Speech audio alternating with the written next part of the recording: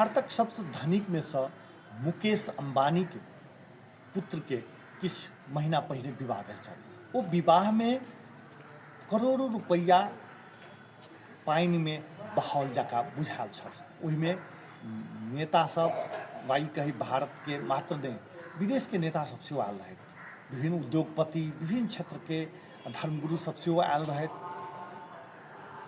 ओहिमे पैसा के कोनो अथिए नहीं रहे। कपड़ा लत्ता पूरे टेलीविजन सब भारत के व संसार के सब टेलीविजन सब लाइव कर रहा है। लेकिन एक ठीक विपरीत वही हाराहारी के धनिक भारतक मात्र नहीं संसार के करीब 50टा धनिक देश अबैत अछि।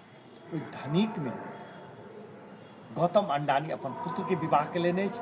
ओ विवाह में सामान्य रूप से विवाह कोनो चर्चा प्रचर्चा नहीं मात्र विवाह के औपचारिकता कयल गेल अछि जेना जनरल के विवाह होइत अछि। संसारक धनिक सभक टॉप में रहल वा ई कही जे 100 लऽ कऽ 50 टा धनिक में भारतक गौतम अडानी के नाम अछि।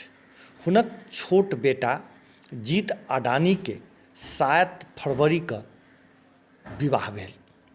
दिवा शासक ई पवित्र बंधन में ओ सब बन्हेले।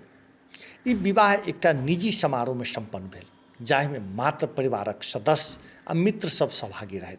विवाहक सब कार्यक्रम शांतिग्राम अहमदाबाद में पारंपरिक जैन रीति रिवाजक अनुसार आयोजित कयल गेल। अडानी परिवार एहि विवाह के भव्य बनाबऽ के बदला सामान्य रूप से सादगीपूर्ण रूप से मनौलनि। एहि विवाहक एकटा प्रमुख आकर्षण रहल 10,000 करोड़ रुपया दानक घोषणा। गौतम अडानी अपन पुत्रक विवाह में 10,000 करोड़ रुपया दानक घोषणा कयलनि। ई राशि से स्वास्थ्य सेवा एजुकेशन आ स्किल डेवलपमेंटक लेल बेसिक इंफ्रास्ट्रक्चर पर प्रयोग कयल जायत या खर्च कयल जायत। सूत्रक मुताबिक ई राशिक प्रयोग एकदम सामान्य रूप से विश्व स्तरीय हॉस्पिटल स्कूल निर्माण के लिए कयल जायत। एहिके संगे युवा के रोजगार के अवसर तैयार कयल जायत। ऐसा एकटा सीखल जा सकैत छै जे बहुत बेसी लाहक चाहक कऽ देलासँ नहीं होइ। अहाँ के काज से समाज में की परिवर्तन भेलै ठीक छै।